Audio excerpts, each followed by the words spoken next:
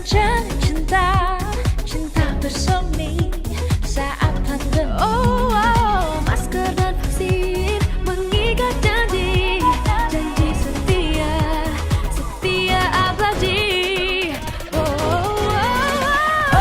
Masker, vaksin, kau duet sejati.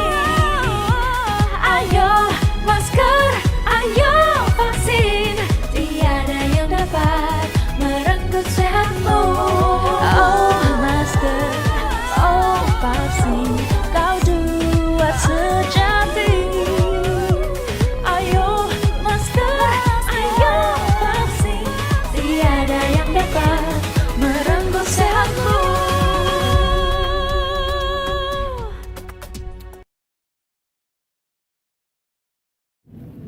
Assalamualaikum warahmatullahi wabarakatuh. Selamat sore, salam sejahtera untuk kita semuanya. Hari ini saya akan menyampaikan perkembangan penanganan COVID-19 di Indonesia yang terkini.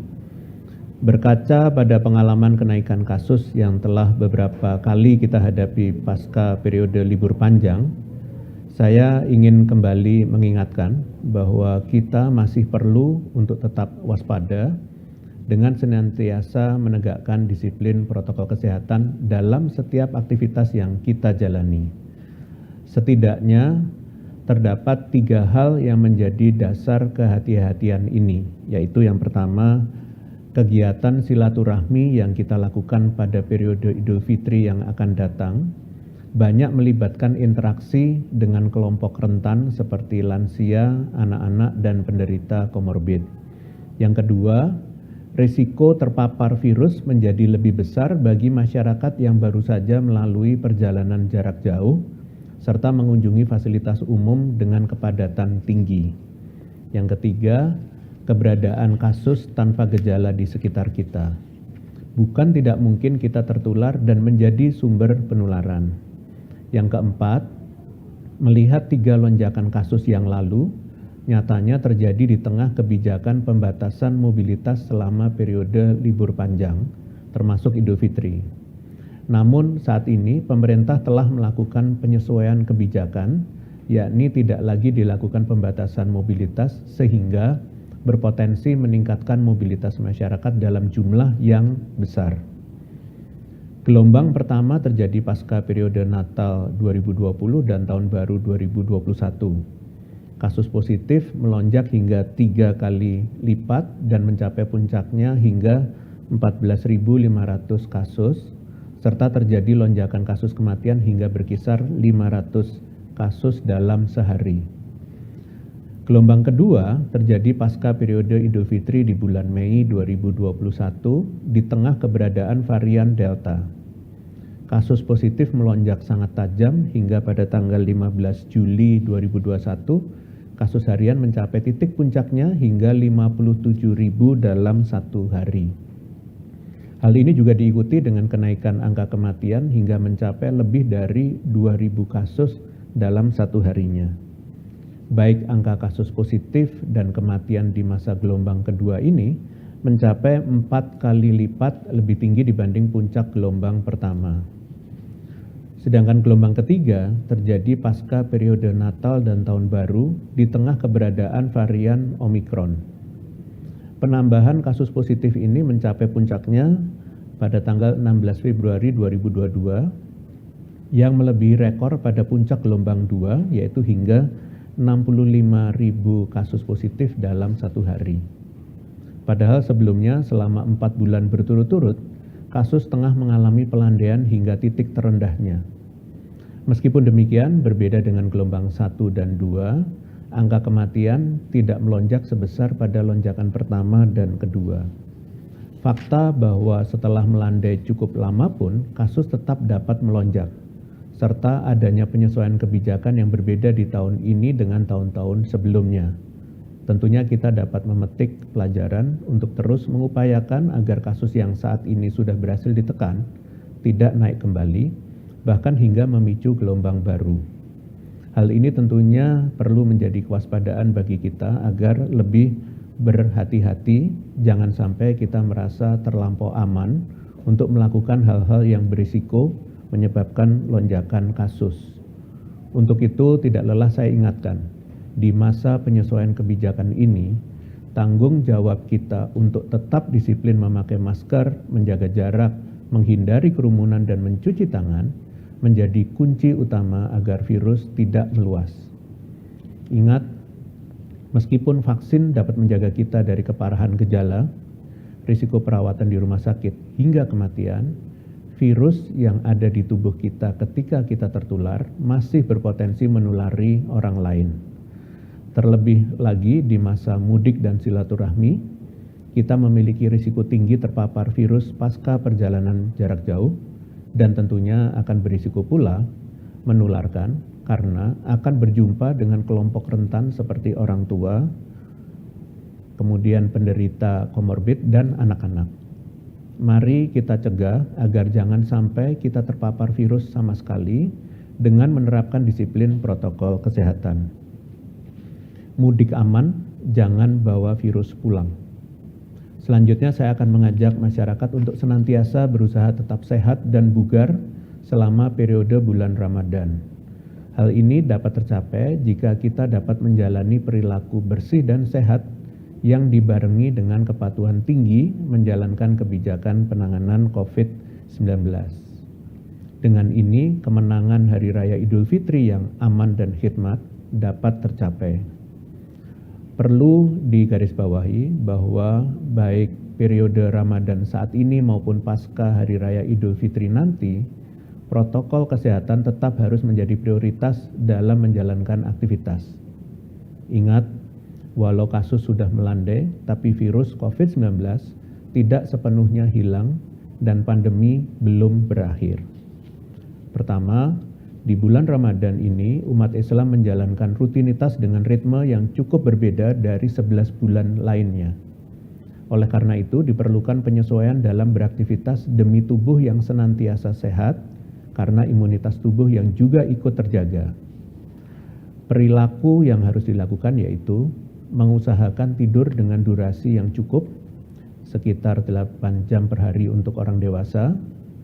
Kemudian masyarakat diminta cermat memilih waktu tidur di tengah rutinitas ibadah dan aktivitas di siang hari, agar kebutuhan tubuh untuk istirahat dapat terpenuhi dengan baik. Berikutnya adalah tetap terhidrasi. Walaupun berpuasa, kebutuhan 8 gelas air putih per hari harus tetap dipenuhi. Konsumsi air saat waktu berbuka dan sahur secara bertahap. Lengkapi juga kebutuhan hidrasi tubuh dari asupan makanan lainnya seperti buah dan hindari konsumsi minum berkafein. Makan makanan yang sehat dan bernutrisi. Hindari makan makanan dengan kadar gula dari pangan olahan dan siap saji yang umumnya cepat membuat lapar serta kontrol konsumsi garam agar tidak menyebabkan cepat merasa haus saat berpuasa. Kemudian memadatkan aktivitas di awal hari agar tidak terlalu letih dalam menjalankan puasa sampai waktu berbuka. Kemudian tetap aktif dengan berolahraga, lakukan aktivitas fisik ringan untuk mencegah lesu saat beraktivitas. Yang kedua, setelah kita mempersiapkan tubuh yang sehat dan bugar untuk menyambut Hari Raya Idul Fitri, agar tetap aman dari penularan COVID-19 di tengah potensi kenaikan aktivitas dan tren mobilitas mudik masyarakat, maka masyarakat diharapkan mampu mematuhi kebijakan pemerintah yang sudah sedemikian rupa dirancang berdasarkan data terkini, fakta ilmiah, dan pengalaman sebelumnya untuk mencegah kemunculan gelombang kasus baru. Singkatnya, khusus menyambut periode Lebaran dan mudik ini, terdapat 4 aspek aktivitas masyarakat yang diatur, yaitu syarat pelaku perjalanan dalam negeri. Masyarakat yang hendak bepergian harus memenuhi syarat perjalanan sesuai riwayat vaksinasi. Dengan ketentuan yaitu yang pertama, tidak wajib menunjukkan hasil tes COVID-19 jika individu sudah di-booster dan akan menjadi wajib menunjukkan hasil tes jika belum. Yang kedua, masyarakat yang telah divaksinasi 2 kali, maka wajib menunjukkan hasil tes antigen 1 kali 24 jam atau PCR 3 kali 24 jam sebelum keberangkatan. Yang ketiga, untuk yang baru divaksinasi 1 kali, wajib menunjukkan hasil tes PCR 3 kali 24 jam sebelum keberangkatan. khusus bagi orang yang memiliki alasan kesehatan tertentu atau komorbid sehingga tidak bisa divaksinasi, wajib menyertai hasil tes negatif PCR 3 kali 24 jam sebelum keberangkatan dengan surat keterangan dari rumah sakit bahwa tidak bisa divaksinasi. Khusus anak-anak usia 6 sampai dengan 17 tahun dapat bebas dari wajib testing jika telah divaksin dosis kedua. Sedangkan untuk anak usia di bawah 6 tahun tidak diterapkan kebijakan testing dengan syarat pendamping perjalanan telah memenuhi syarat perjalanan sesuai ketentuan. Kemudian perlu menjadi catatan bahwa kelengkapan berkas ini akan diperiksa di titik keberangkatan dan beberapa titik selama perjalanan. Untuk itu, masyarakat wajib telah mengunduh aplikasi Peduli Lindungi dan membuat e-hack domestik sebagai salah satu fitur yang ada di dalamnya. Kewajiban ini berlaku untuk semua moda transportasi. Nantinya setelah e-hack selesai dibuat, maka akan muncul status kelayakan bepergian yang harus ditunjukkan kepada petugas. Syarat kedatangan luar negeri. Untuk mengantisipasi adanya importasi kasus di tengah potensi kenaikan kedatangan luar negeri khususnya PMI, maka ditetapkan yang pertama, berlaku secara umum bagi PPLN untuk wajib mengunduh Peduli Lindungi dan mengisi data dasar. Yang kedua, terkait tes sebelum keberangkatan. Pelaku perjalanan wajib membawa hasil negatif COVID-19 hasil tes PCR 2 kali 24 jam sebelum keberangkatan atau tes antigen 1 kali 24 jam khusus untuk PPLN asal kedatangan dari Singapura yang telah menetap di Singapura selama minimal 14 hari, masuk dari entry point di Provinsi Kepulauan Riau dan telah menerima vaksin dosis kedua atau ketiga. Kemudian yang ketiga, kewajiban entry test diwajibkan bagi PPLN yang suspek COVID-19 atau yang menunjukkan gejala mirip COVID-19 dan atau suhu tubuh di atas 37,5 derajat Celcius serta orang yang tergolong post-COVID recovery.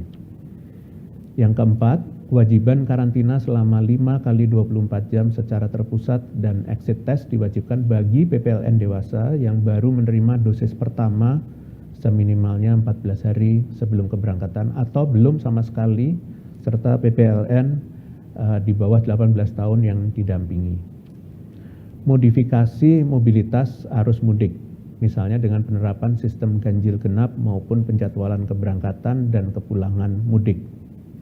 Kemudian sistem penegakan disiplin protokol kesehatan di fasilitas publik dan pemukiman masyarakat seperti masjid, lokasi sholat id, lingkungan perumahan, pusat perbelanjaan, dan pusat wisata. Perlu menjadi perhatian berdasarkan data dari Kementerian Perhubungan, diprediksi bahwa jumlah pemudik tahun ini akan lebih besar daripada tahun-tahun sebelumnya, bahkan diikuti pergerakan di luar wilayah Pulau Jawa, yaitu sebesar 85,5 juta orang.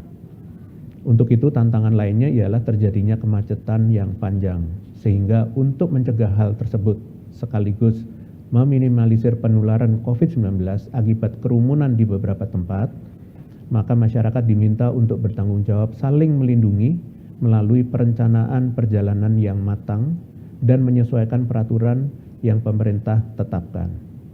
Kita berharap semuanya dapat sehat saat berangkat dan saat pulang. Dimohon juga agar masyarakat tetap berhati-hati dalam beraktivitas, menimbang nantinya akan banyak kegiatan berkumpul dengan banyak orang dari tempat asal yang beragam. Untuk itu dihimbau masyarakat dengan cermat menimbang risiko setiap aktivitas yang akan dilakukan di hari raya nanti. Tetap pakai masker dan menjaga kebersihan diri, terutama saat kontak dengan orang lain ataupun aktivitas lainnya. Hal ini semata-mata untuk melindungi diri sendiri dan keluarga. Meskipun kondisi sudah terkendali, namun ancaman pandemi COVID-19 masih ada, terutama dalam kondisi hari raya di mana mobilitas masyarakat sangat besar. Perlu diingat bahwa kenaikan kasus setelah periode libur panjang hari raya juga terjadi di banyak negara lainnya, tidak terkecuali di Indonesia. Menjadi tugas kita bersama untuk bisa menekan potensi penularan COVID-19 pada periode Lebaran ini. Selanjutnya, saya akan menyampaikan update penanganan COVID-19 lainnya. Kementerian Dalam Negeri kembali merilis instruksi untuk perpanjangan PPKM leveling di Pulau Jawa dan Bali hingga 9 Mei 2022 mendatang. Terlihat dari minggu ke minggu terjadi perbaikan level kabupaten kota, dan terima kasih atas kerja keras masyarakat bersama pemerintah daerah setempat dalam pengendalian COVID-19. Namun masih terdapat 2 kabupaten kota di wilayah Jawa Bali yang masih berlevel 3 yang perlu lebih bekerja keras memperbaiki kualitas penanganan COVID-19-nya, yaitu Kota Serang dan Kabupaten Pamekasan. Semoga kita dapat terus konsisten melakukan pengendalian sampai akhirnya kondisi kasus COVID-19 di Indonesia benar-benar terkendali. Selanjutnya, Satgas COVID-19 mengeluarkan adendum Surat Edaran Satgas nomor 16 tentang ketentuan bagi pelaku perjalanan dalam negeri dan adendum Surat Edaran Satgas nomor 17 tentang ketentuan pelaku perjalanan luar negeri yang berlaku efektif sejak 19 April 2022 hari ini. 2 kebijakan mengatur beberapa tambahan pengaturan dalam rangka menyambut periode mudik yang sehat dan aman, di mana penambahan pelabuhan laut Tarempa di Kepulauan Anambas, Provinsi Kepulauan Riau, sebagai pintu masuk pelaku perjalanan luar negeri. Penambahan opsi testing menggunakan antigen 1 kali 24 jam sebelum keberangkatan khusus PPLN yang datang dari Singapura, telah menetap di Singapura minimal 14 hari, dan telah menerima vaksin dosis kedua atau ketiga menuju Indonesia melalui pintu masuk Kepulauan Riau. Kemudian pengaturan testing bagi PPDN dengan usia 6 sampai dengan 17 tahun dan sudah divaksin dosis kedua yang dibuktikan dengan kepemilikan sertifikat vaksin, yaitu tidak diwajibkan menunjukkan hasil negatif COVID-19, dan sebaliknya jika belum divaksinasi dosis penuh maka wajib menunjukkan hasil PCR 3 kali 24 jam. Sekian konferensi pers hari ini, saya lanjutkan dengan sesi tanya jawab media. Terima kasih. Terima kasih Prof. Pertanyaan pertama dari fitriliputan6.com.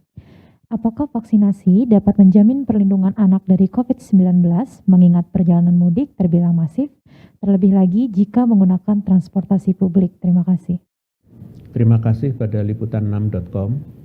Penetapan kebijakan relaksasi mobilitas di masa pandemi COVID-19 masih berlangsung, tentunya sudah melalui beberapa pertimbangan berdasarkan data dan fakta, di mana berdasarkan hasil serosurvei di bulan Maret 2022 sebesar 99,2% populasi Indonesia telah memiliki antibodi atau kekebalan spesifik terhadap virus COVID-19, baik akibat infeksi alami maupun vaksinasi.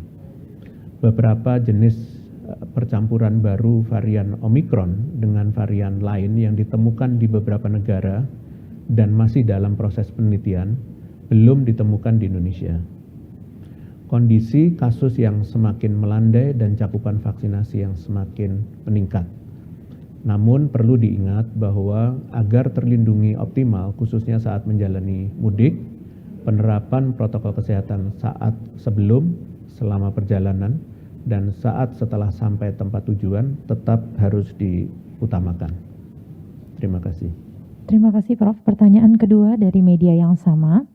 Apa saja langkah pemerintah untuk mengantisipasi bila mana terjadi antrian atau penumpukan pemudik yang akan divaksin booster di hari H mudik? Lalu bila ada pemudik yang mengalami KIPI, apakah tetap diperbolehkan melanjutkan perjalanan, terutama bagi pengguna kendaraan pribadi? Terima kasih. Baik, terima kasih. Pemerintah tetap menghimbau masyarakat untuk melakukan vaksinasi jauh-jauh hari sebelum keberangkatan dengan harapan antibodi dapat terbentuk secara sempurna. Saat ini Kementerian Perhubungan dan Polri sedang melakukan harmonisasi bersama dengan jajaran kementerian dan lembaga lain untuk menyusun modifikasi alur perjalanan yang akan diterapkan demi mencegah penumpukan penumpang. Salah satunya ialah menyediakan pos vaksinasi yang cukup dan merata di titik-titik strategis. Mohon untuk menunggu hasil keputusan detailnya dan segera akan kami sampaikan kepada masyarakat. Terima kasih. Terima kasih Prof. Pertanyaan selanjutnya dari berita1.com. Apa penyebab cakupan vaksinasi di luar Jawa Bali masih tergolong rendah? Bagaimana pula tren penyebaran COVID-19-nya? Apakah daerah-daerah tersebut sudah mengalami pembentukan imunitas secara alami atau tanpa vaksinasi? Dan bagaimana dengan mereka yang sudah memiliki antibodi alami? Apakah masih perlu menggunakan sertifikat vaksin untuk bisa beraktivitas? Terima kasih. Baik, terima kasih berita1.com. Saat ini secara nasional kondisi penularan masih cukup terkendali, bahkan dengan hasil serosurvei terkini, pembentukan antibodi terhadap COVID-19 secara nasional juga tinggi. Walau begitu, vaksinasi tetap harus dilakukan terlepas dari kondisi kasus yang terjadi di suatu wilayah. Terlebih lagi, pada prinsipnya kekebalan komunitas yang terbentuk pada suatu wilayah dapat memberi perlindungan pula pada wilayah lainnya. Semakin tinggi pemerataan kekebalan komunitas ini, maka perlindungan nasional yang terbentuk dapat semakin optimal. Bahkan termasuk bagi orang yang sudah pernah tertular, vaksinasi tetap harus dilakukan mengingat hasil penelitian dan rilis organisasi dunia seperti WHO dan CDC yang menyatakan bahwa potensi tertular kembali yang lebih besar pada orang yang pernah tertular dan tidak divaksin. Kedua hal ini menjadi landasan bagi pemerintah pusat bersama pemerintah daerah setempat untuk terus berupaya melakukan percepatan dan perluasan cakupan vaksinasi. Khususnya terkait sertifikat vaksin, dokumen ini tetap harus ditunjukkan melalui aplikasi Peduli Lindungi sebagai bukti resmi bahwa seseorang telah divaksinasi dan demi aktivitas yang produktif dan aman COVID-19. Terima kasih. Terima kasih Prof. Pertanyaan terakhir dari Akbar Bisnis Indonesia. Apakah kegiatan sholat Id pada tahun ini boleh diselenggarakan? Terima kasih. Terima kasih kepada Bisnis Indonesia. Sesuai surat edaran Kementerian Agama nomor 8 tahun 2022, pada tahun ini umat Islam dapat melaksanakan di Hari Raya Idul Fitri, khususnya salat Idul Fitri 1 Syawal 1443 Hijriah, di masjid maupun di lapangan terbuka sesuai dengan ketentuan syariat Islam, dengan catatan tetap memperhatikan protokol kesehatan, khususnya memakai masker secara sempurna. Baik, terima kasih. Dengan demikian konferensi pers berakhir. Terima kasih atas perhatiannya. Selamat sore. Wassalamualaikum warahmatullahi wabarakatuh.